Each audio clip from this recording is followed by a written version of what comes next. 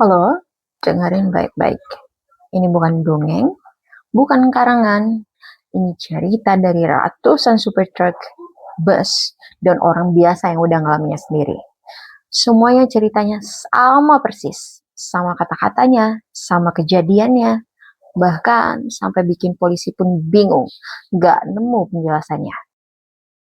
Kisah ini terjadi di semua jalan raya tua, jalan nasional, jalur lintas selatan, Pantura, sampai jalan pos dan Delft. Tapi paling parah di satu titik yang sekarang dijuluki Jalan Kematian.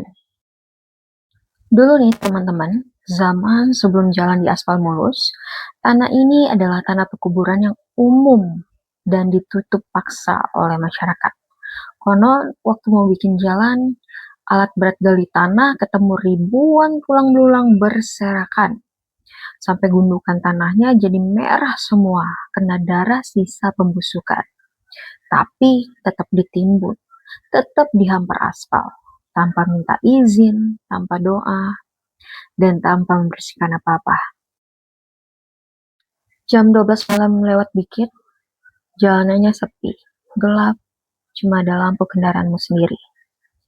Kamu nyetir santai, tahu persis jalanannya, lurus panjang, kanan kiri sawah dan hutan.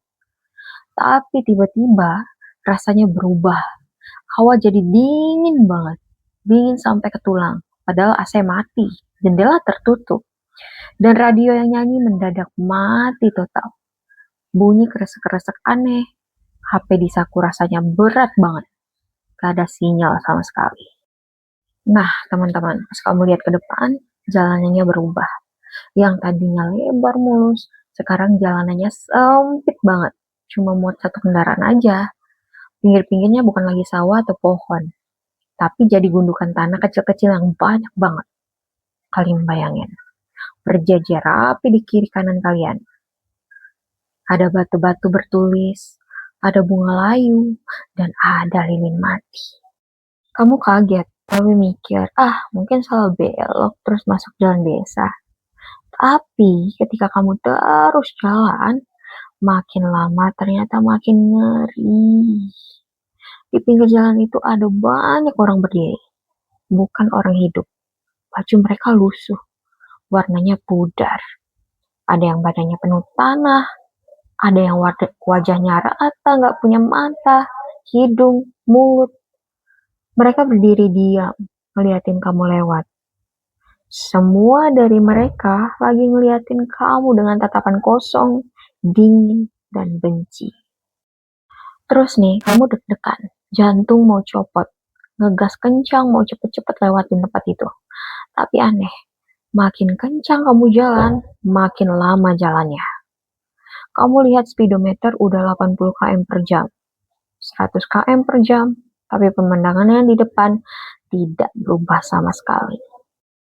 Untuk gundukan tanahnya sama, orang-orang pinggir jalannya sama, posisi mereka sama, dan kamu rasanya jalan di tempat yang sama. Muter-muter di titik yang sama berjam-jam. Itu namanya kamu masuk ke dalam jalan yang sebenarnya. Jalan yang ada di bawah aspal, jalan milik mereka, jalan yang tertutup semen ratusan tahun lalu. Pas kamu bingung, takut, gak tahu harus ngapain, tiba-tiba kamu dengar suara halus.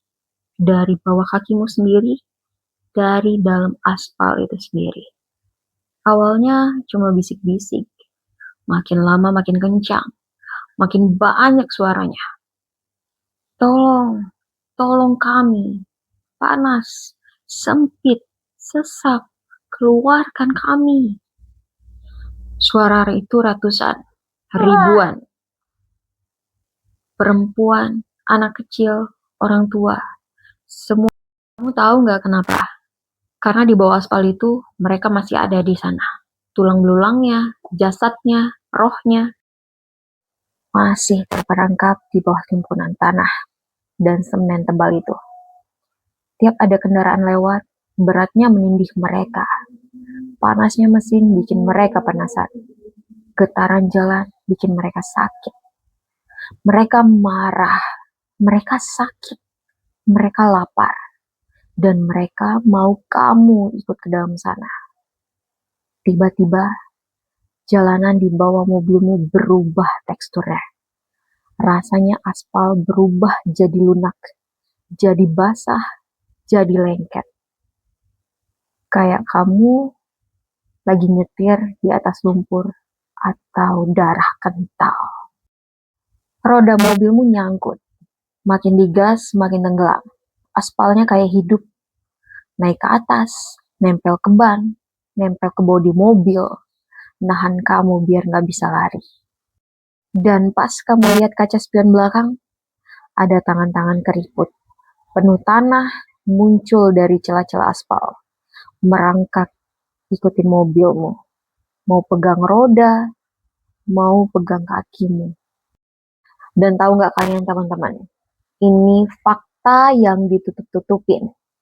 Tiap kali ada kecelakaan parah di jalan besar, sampai korban meninggal dan jasadnya hancur berantakan, seringkali bagian tubuh, darah, atau daging korban nggak dibersihin total.